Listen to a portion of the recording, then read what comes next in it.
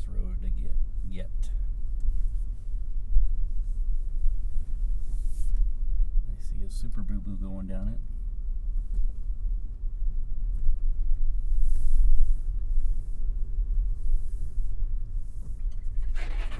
Ouch.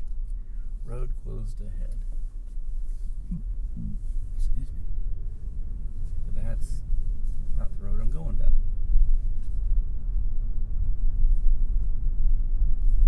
Signs are misleading. There's two roads.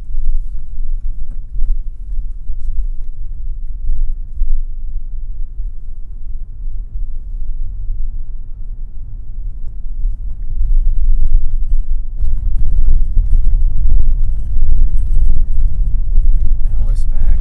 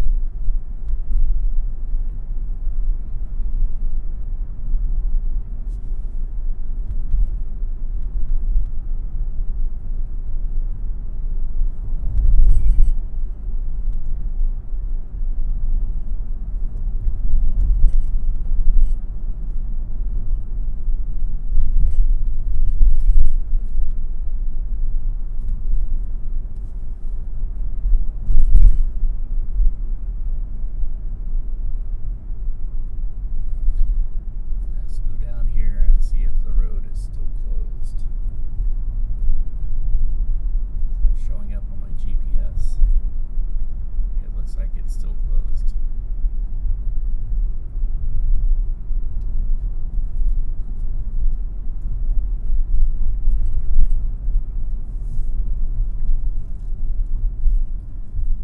First close west of.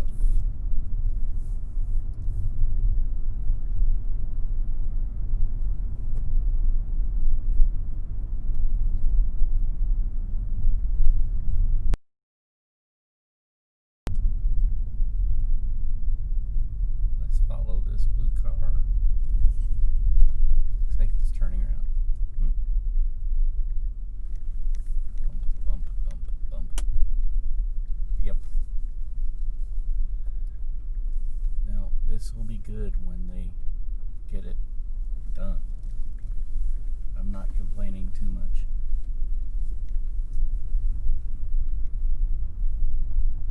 This area always floods. If somebody sweats when they're walking by this intersection, it floods.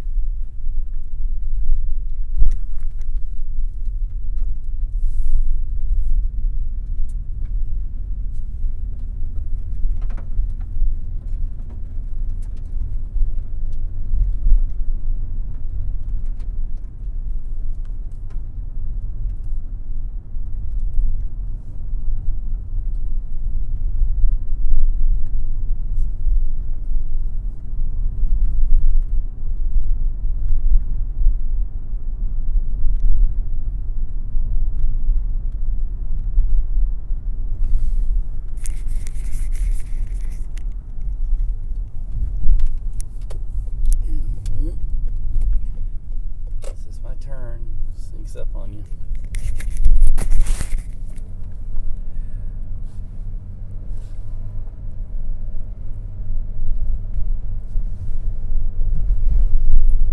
There's some steep ass hills through here.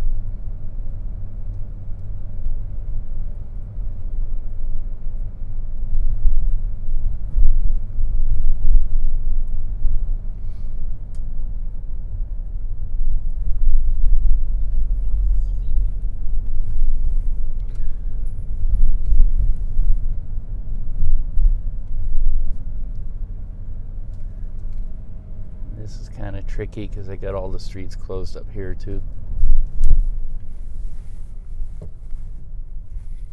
Yes, Genesee.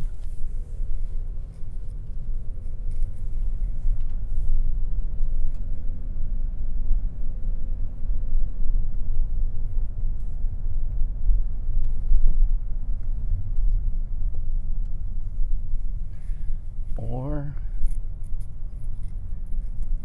maybe they've opened some streets. Apps, navigation.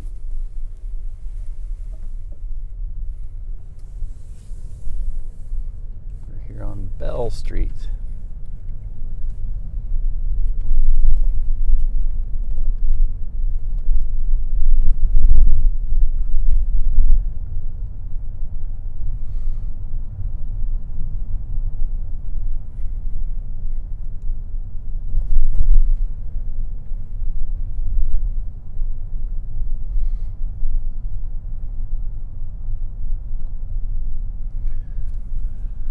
No outlet.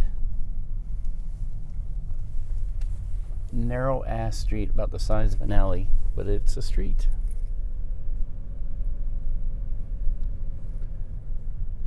This is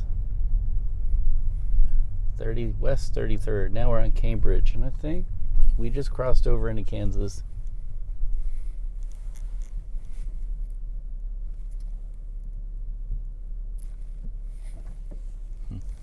Right or left? And this is a really, almost scarily steep road. Do not take this when there's ice on the road. Heck, I don't even like to come here when it rains. Forget about ice. This is almost too steep a grade. Perfectly dry pavement, and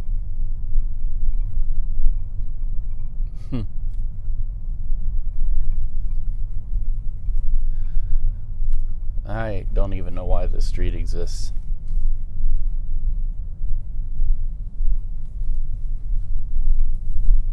And yet it just gets steeper.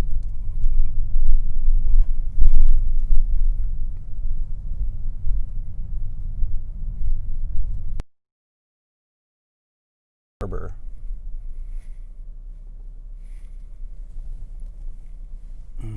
Of course, somebody's coming out of their driveway.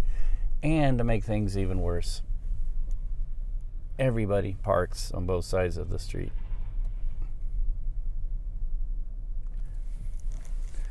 And you think that person would be used to it by now, but no, he's mad that somebody's on his street, so he's like peeling out. He's angry.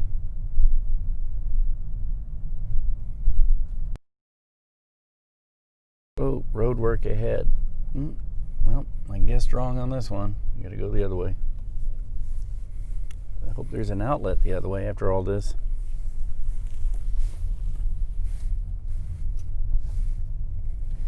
See, they never give any kind of warning, this road construction, that your streets are blocked.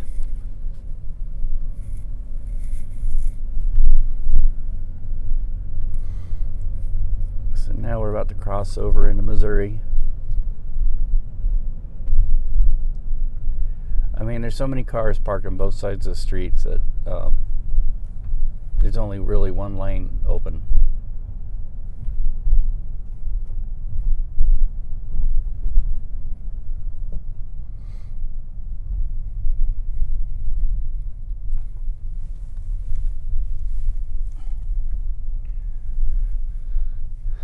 All this to bring us right back to where we started, right behind Quick Trip.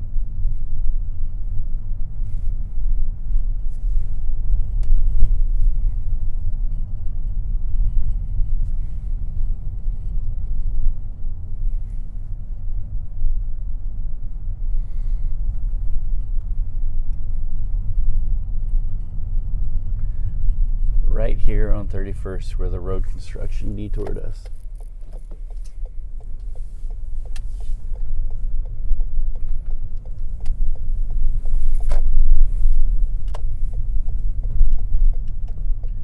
Minsky's.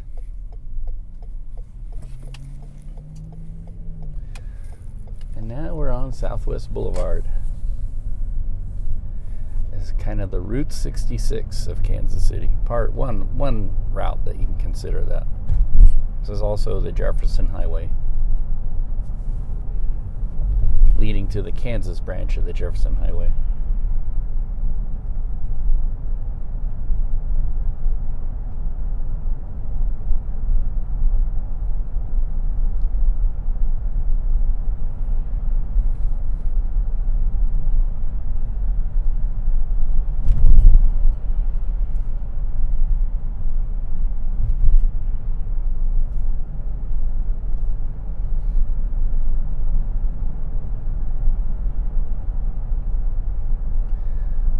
Area is notorious for its flooding, but the flooding here is due to the Turkey Creek and poor drainage, which is part of what they're trying to fix on 31st Street. There's the roastery with its DC3.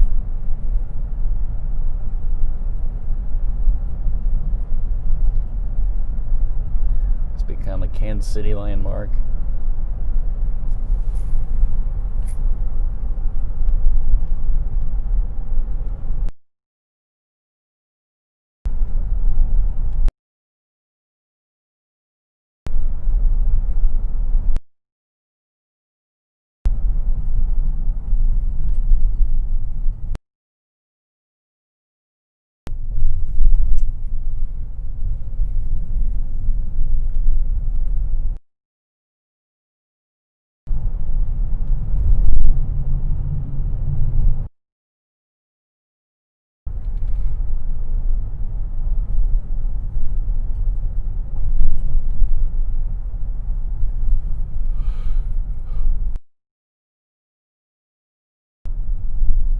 This is the West Side, Hispanic and Latin American district, famous for all the good Mexican restaurants and Latin American. I think Empanada Madness is one place that comes to mind as this Latin American, actually Dominican, I believe.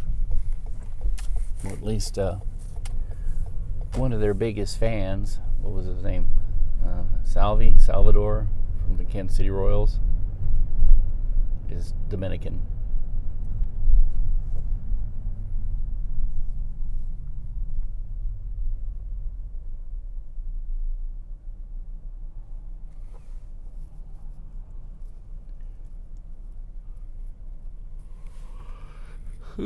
Excuse me.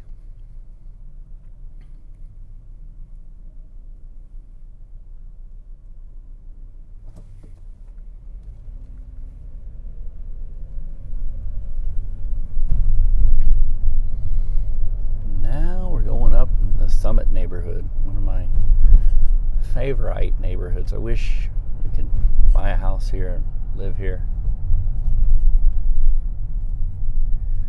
Like you're in the middle of everything without necessarily being over.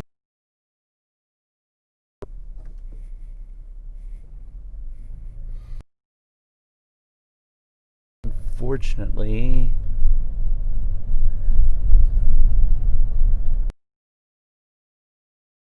really, really expensive.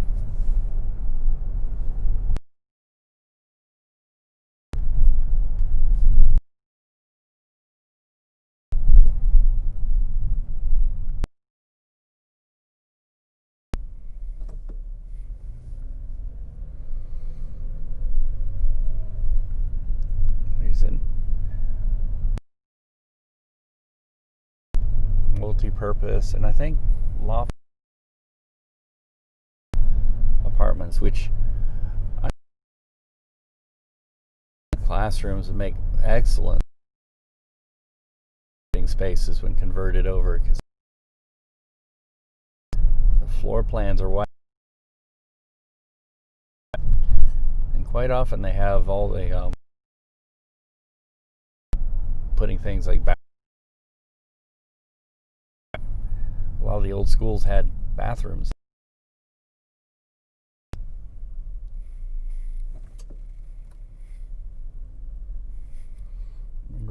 went to elementary school. It was kind of an older building down in Mississippi, and they had a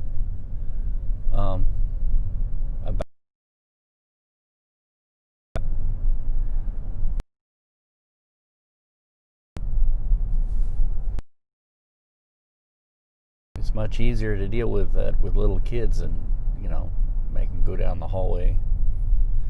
All right, we got more road destruction, and I don't understand these cones. It's just forcing you into the middle of the street with no rhyme or reason.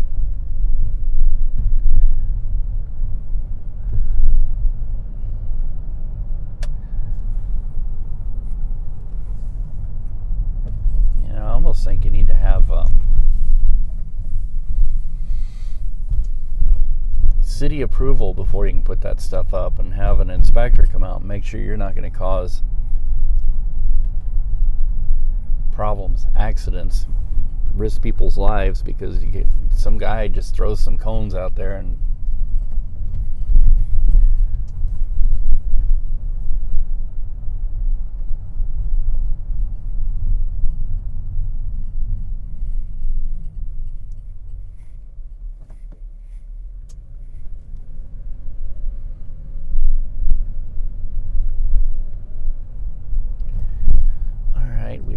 into downtown,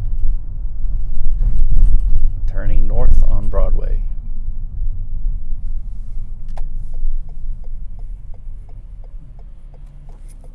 West of here is a neighborhood that was developed, I believe, originally by a man with the name of Kersey Coates, who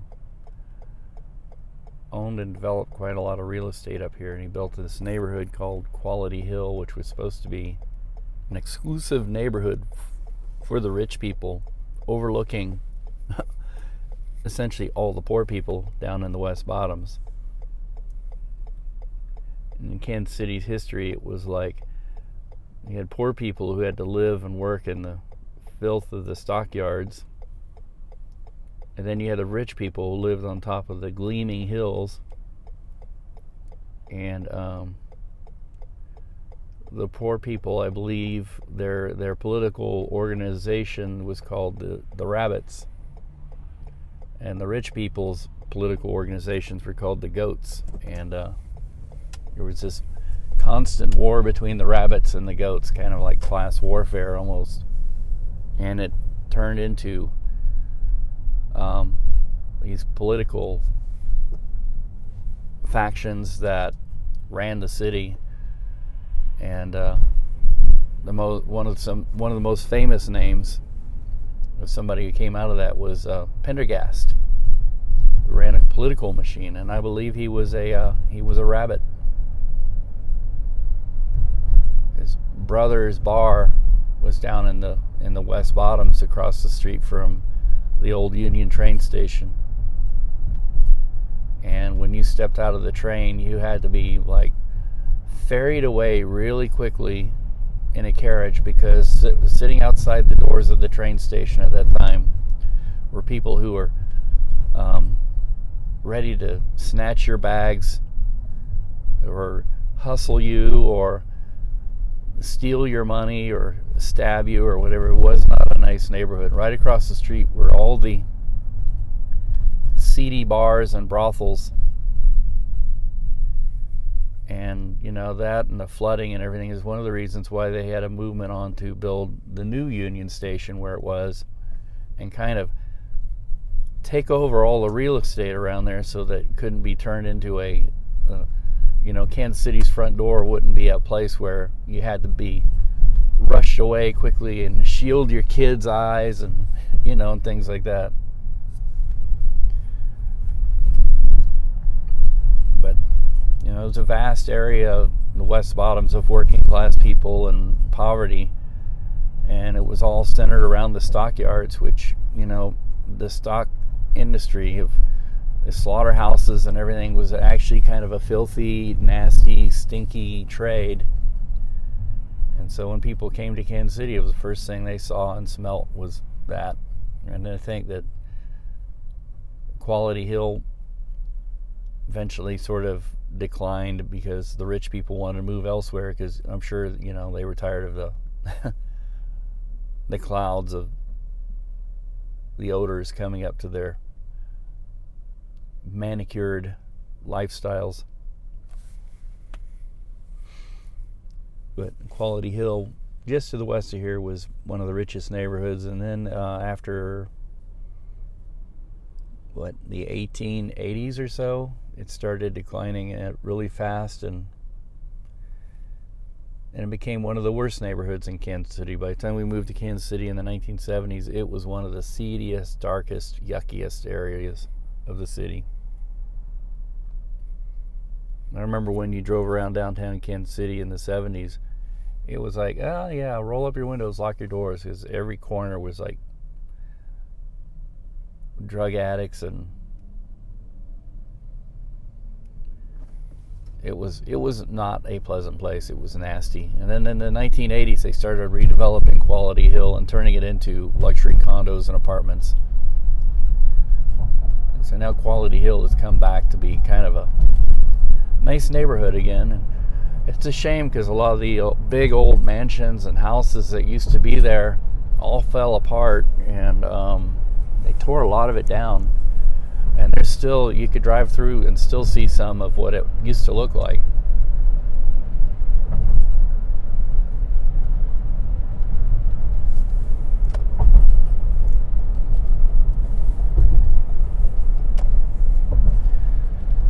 And even to this day, there's some apartments in that area that are essentially kind of like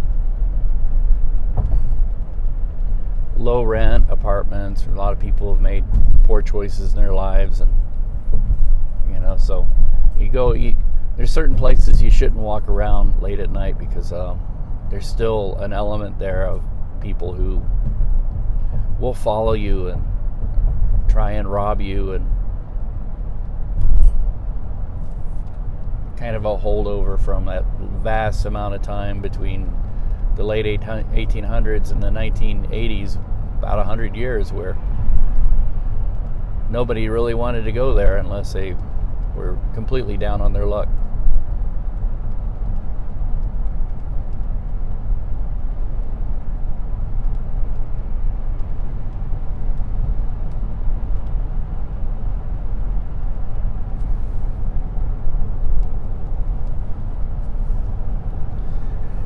That's a history tour guides won't give you.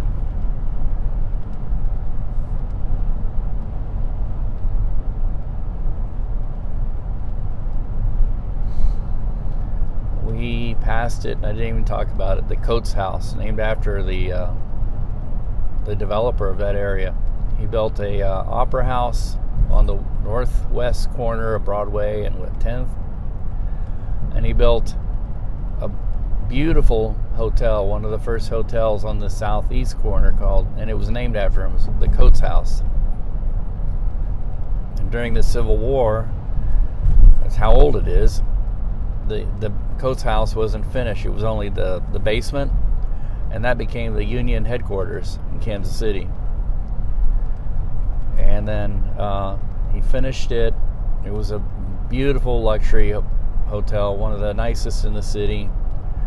And the Opera House would bring the biggest stars in the country, and even from Europe, to play at that Opera House.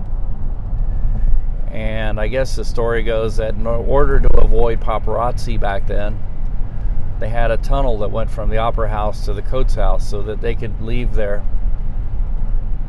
hotel and go without being bothered by the rabble to make their appearance and performance at the Opera House. And I don't know, I hadn't looked at the corner, I should have paid attention. I believe that the Opera House might still be there, and they added to the top of it, adding floors and a whole building. And the Coates House is still there. When we moved here in 1978, we were living temporarily in Harlem. My father's job billeted him there at the National Weather Service at the Holiday Inn there. And while we were there was a really, really big fire in the middle of January. As a matter of fact, we're coming up on the anniversary of it, 1978. it 78? Yeah, January, something like January 15th. A third of the Coates house burned down, and it burned down really bad.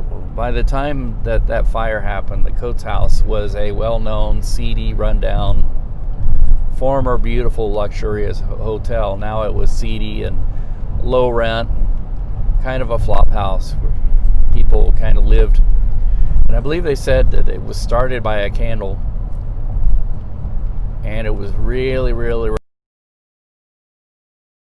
the worst weeks of winter. And we moved up here in Kansas City from Louisiana in it. Snowed and ice. It snowed as far south as Memphis, and we drove up in it. And that whole week was miserable and cold and single-digit temperatures, and the poor firefighters had to fight this high-rise fire in it. And I believe it killed 14 people who lived in there, and it was bad. There were, even back then, they had a picture of a person whose body was frozen in one of the windows because he or she was desperate to get out, and the firefighters couldn't rescue them, and so they died right there hanging out the window. And that was in the Kansas City Star. It was horrific, actually. Now, the Coates house is still there, but it's very truncated. It was like the part that burned down, it's like a third of it will burn down. It used to be kind of a U-shaped building. Now it's an L-shaped building, because part of it was burned down and demolished. And at that time they talked about, we're going to demolish the whole thing, just a seedy hotel. And fortunately, they saved the rest of it, and it's one of the more beautiful buildings in Kansas City today, with a very sad history.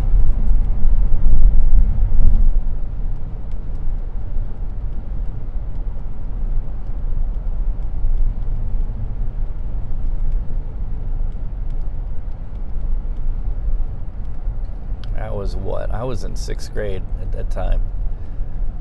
We moved in the middle of my 6th grade year, which was fun.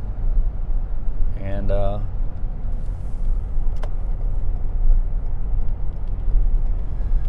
still remember that. I remember seeing it on TV, and I remember reading about it in the newspaper, and I remember how sad it was and how sad the city was. And it happened right around the time they were having all sorts of labor issues with the fire department too.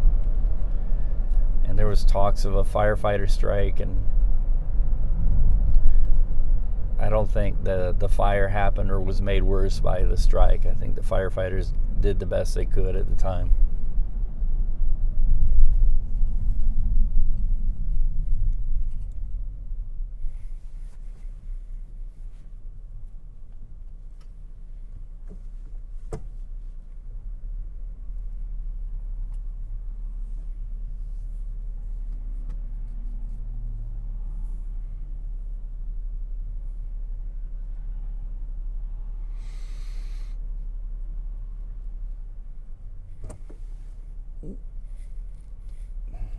Now we're coming back into Gladstone, which is surrounded by Kansas City. Again, Kansas City is weird. North of the river, it's Kansas City, Missouri, but to clarify things, everybody refers to it as Kansas City North, which is not a separate city, it's just the north part of Kansas City. But it surrounds a lot of these other smaller cities like Gladstone and another city called North Kansas City, which is different from Kansas City North.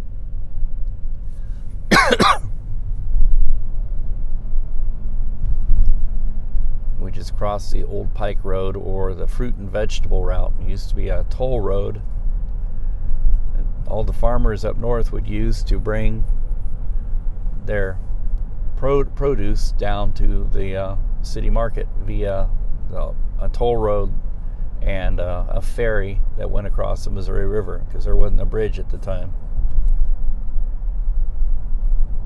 But that's a north-south road. We just crossed it. We're now, I think north of here is Gladstone, south of here is Kansas City North. Not North Kansas City, but Kansas City.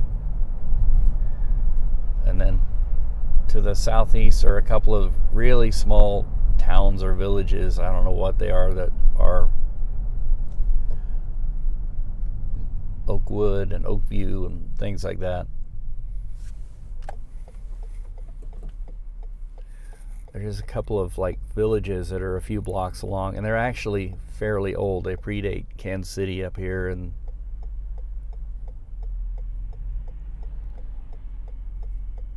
they were sort of established because of, I think, because of the little railroad that used to go through here to the east of here. Was it the Kansas City, Quincy, and Northern Railroad or something like that?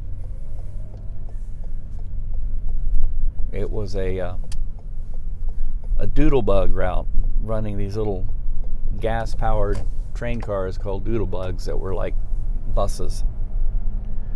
And one route went off to Excelsior Springs, which was a big resort town, and another one split off and went up to St. Joseph, so that people can go between St. Joseph and Kansas City and can conceivably live in St. Joseph and work in Kansas City, or vice versa, and not even need a car. And this is predating cars, late 1800s, early part of the 20th century. And then cars started taking over, and that's why the railroad doesn't really exist anymore. And some of the auto trail that came through here, the Jefferson Highway, followed the path of the railroad loosely. And we're back on that Jefferson Highway, North Oak Traffic Way. And actually, the original routing of the Jefferson Highway was east of here, like Holmes and I think Cherry and North Troost, North Holmes. Kind of zigzagged around here, but they straightened it eventually. And then this became the main highway, and then it was bypassed by the U.S. highway that replaced it. What was it, 169? I can never get it straight between 69 and 169.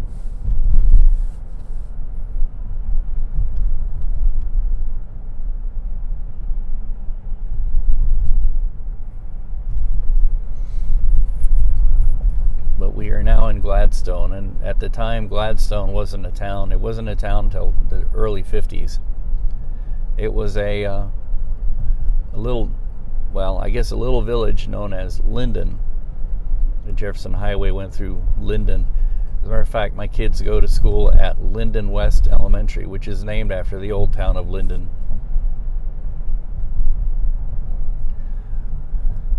Right where the water tower is up in the distance at Block is the old town of Linden. But it was an unincorporated town until, I think, 1950. When they incorporated it, they decided to change the name to Gladstone, after the Gladstone telephone exchange, which ran through here. And I guess, I don't know, there was something that said that Gladstone was named after a British hero.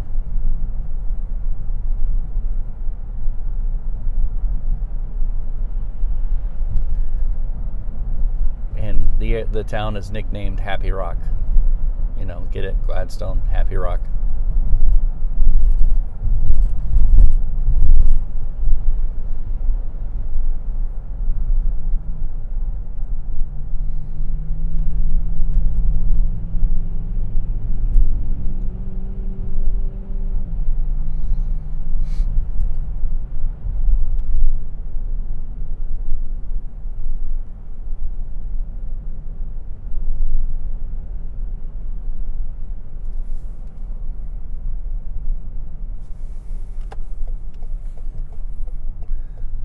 See if we can do this.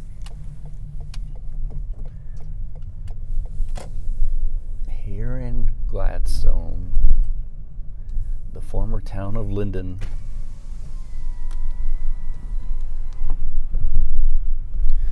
Oops.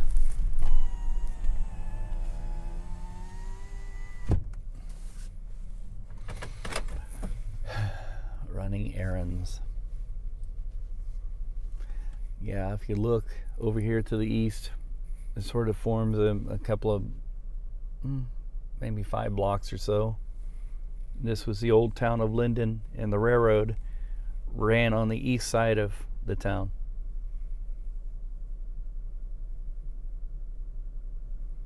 From here, if you went south, you went to Avondale, which was also another separate town. And if you go to Avondale, you can see it, and you'll be like, oh yeah, I can see there's a downtown here, and like a little town that used to exist there.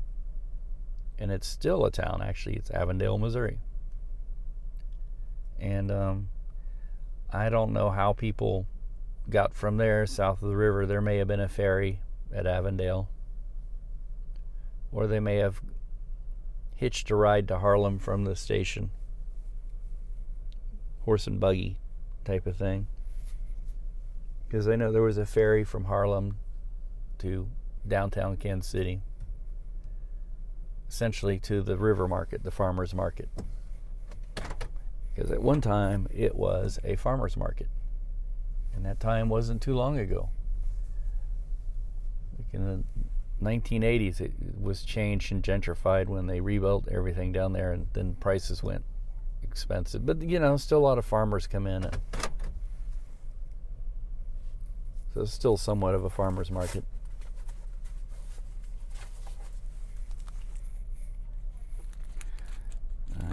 Lucian Saya.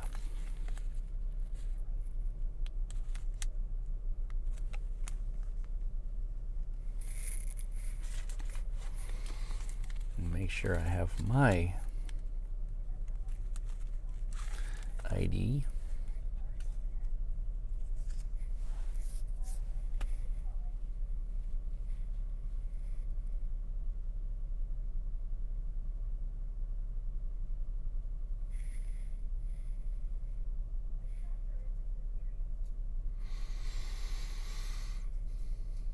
This is the exciting part of life. Waiting in line to get a prescription. I may have to go and come back because it seems like they never have it ready. They have to get it together. So I might go through the town of Linden and then come back.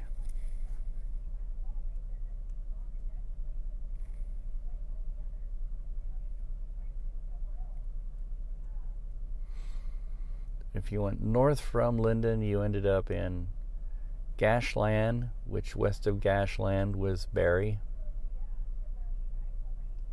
And then you ended up in Nashua. And then from Nashua, you went to Smithville. And then Smithville, you went to, I can't remember the town, but there's a little town there. And the Jefferson Highway splits there. And I think the railroad actually split there too. Maybe, I don't know. But you went from there, you went to North Kansas City. Or not North Kansas City, St. Joseph.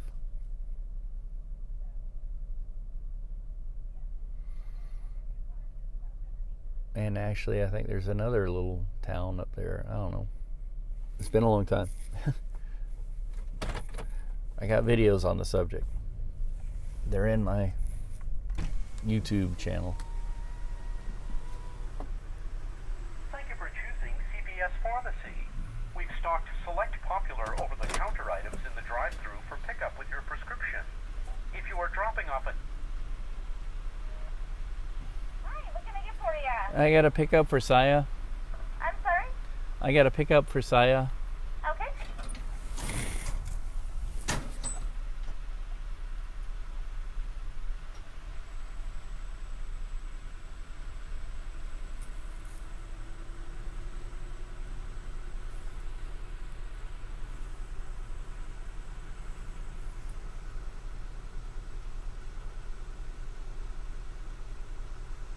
Oh, wait, never mind. I see it.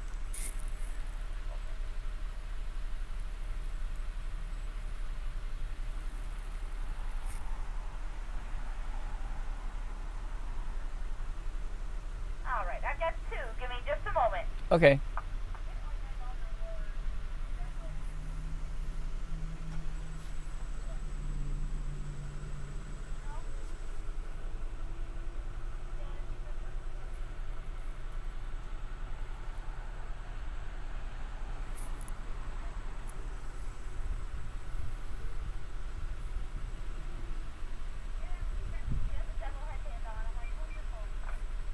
right, dear. There is no charge on it.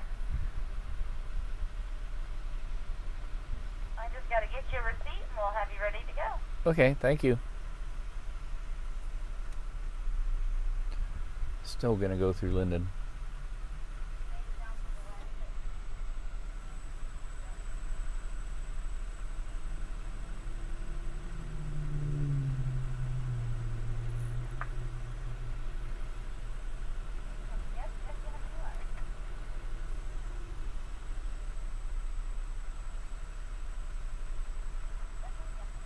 All right, got both cars just tucked underneath the receipt there, okay? Okay, thank you. Thank you. Have a great day. You too.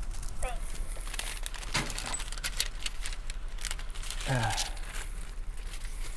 Alrighty. That was smooth.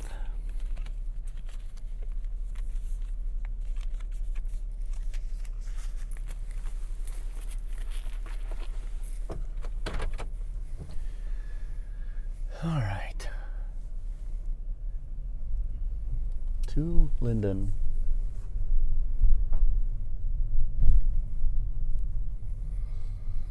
Actually, this is Linden right in here. We take North 72nd is the north side of Linden.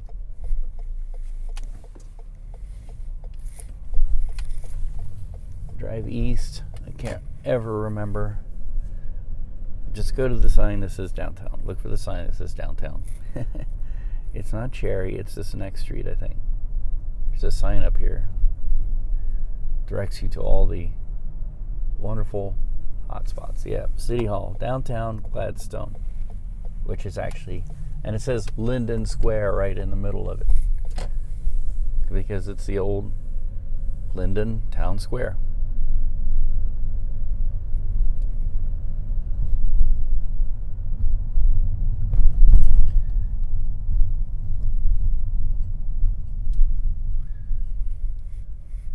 Well, I guess that sign actually is pointing to the next street over.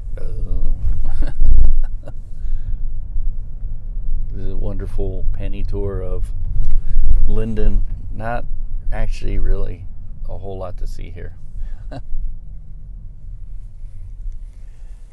Because it has changed so much over the years. It's an interesting house.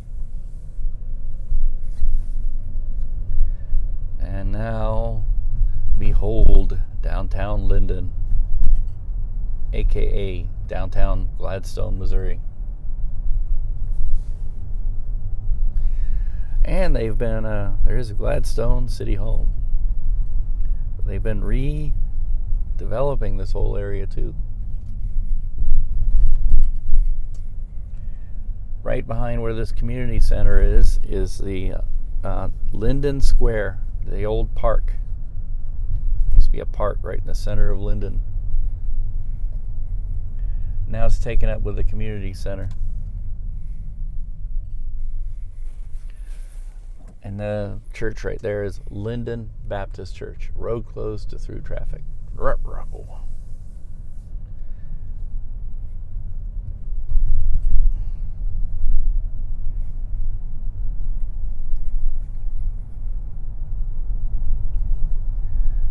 A lot of people don't know this unless they research it. So it's interesting. You know, it used to be a little town here called Linden.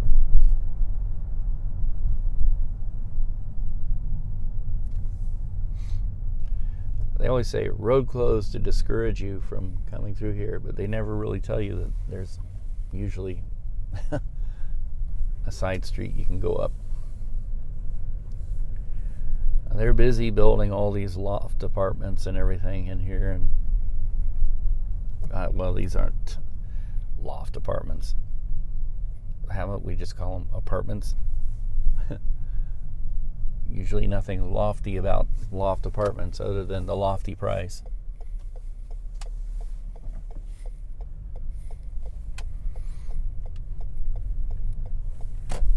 And this is all the redeveloping they're doing. They're trying to change this back into kind of an actual downtown. Laughing Place Bakery. There's a sign that says Heights. I don't know. I guess that's for the apartments that are here. The Heights. Dentistry for children. Maybe we have to check into that place. Certainly a lot closer than the place we go. Here's Linden Square, actually, right here.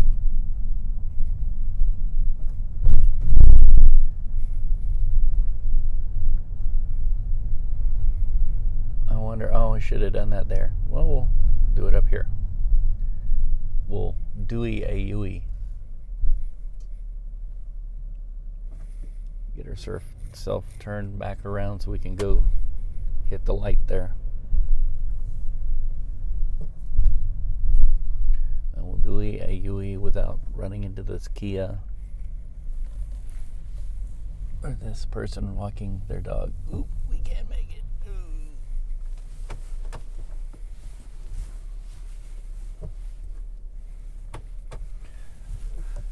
So, I guess I'm probably need to correct myself. There was Linden Square and Linden Park, and where we're pulling out of is the park. And this up here is Linden Square. With this has recently been built. This thing right here, this like a gazebo.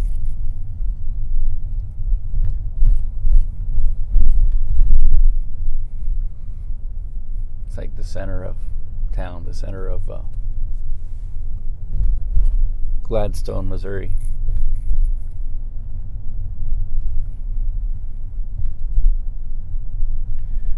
They're putting a lot of money into this. Summit Grill, I've heard that Summit Grill is really a nice place, but I haven't been into trying new places because we're trying to avoid the COVIDs. Oop, I'm sorry, beer flu.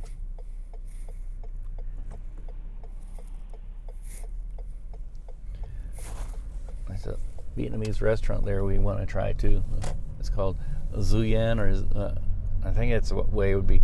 My wife's name is Suyen, so that's with an X, so it's Zuyen. It's like, hey, we're coming to a place that's almost named after you.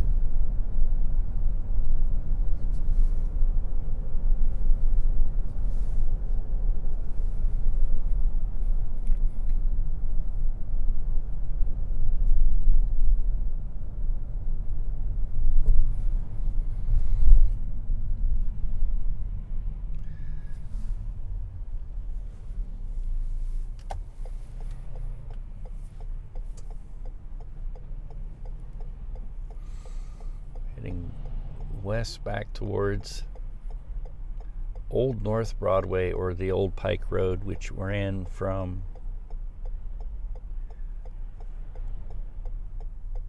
Barry south to a little town that used to exist right on the Missouri River north of Kansas City called Harlem. And it actually didn't run just from Barry, it ran farther north than that, but I believe that Barry is where there's a road up there called Old Stagecoach Road, which is exactly as it's named. It's an old stagecoach route, and that kind of ran northwest from Platte County. So it's basically all the farming country up north of here. They would bring their stuff down this road into Kansas City itself, across the river at Harlem on a ferry, and there was a toll road called the Old Pike Road, or back when it was new, probably just called the Pike Road.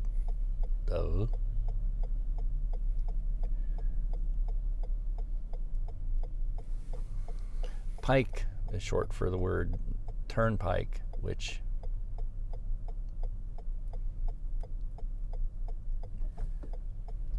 I guess I have to look up what a turnpike is, but I think a turnpike is like at a entrance to a toll road is like a gate, like a turnstile almost. When you pass through the gate, you had to pay a fee to get on the road, and then it would turn and you could enter. Thus, turnpike.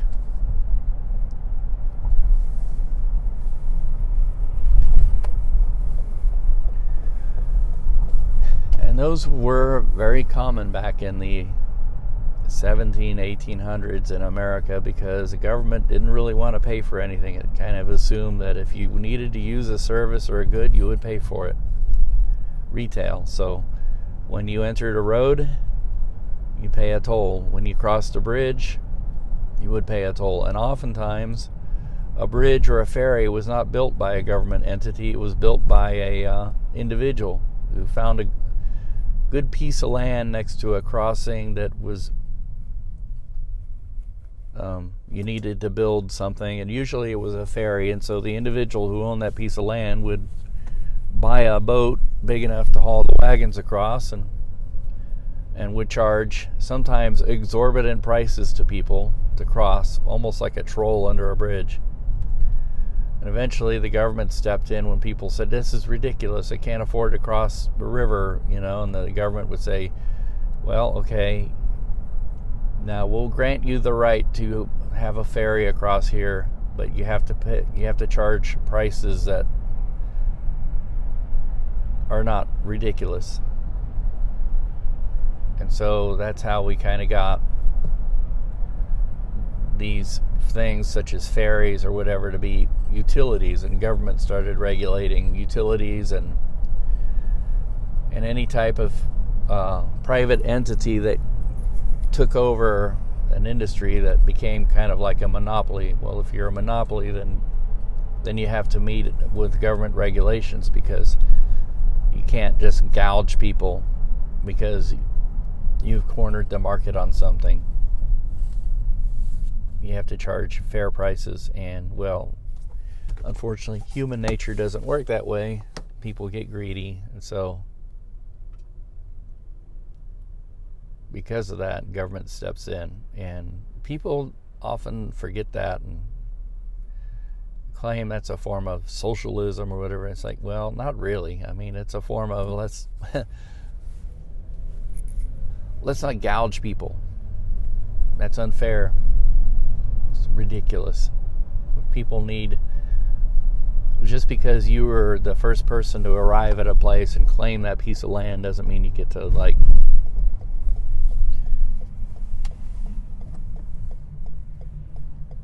decide that you can charge whatever you want. Charge a fair price for the service provided.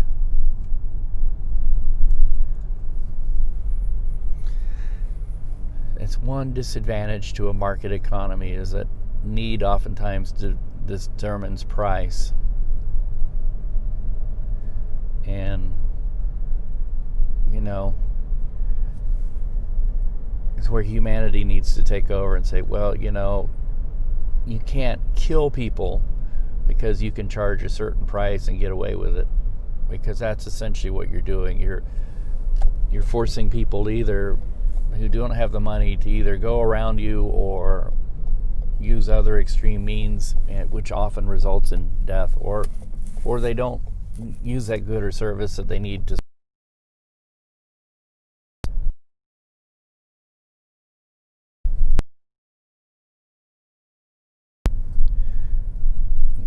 Farmers up north needed to get across the river so they can provide food to the people down south in the city.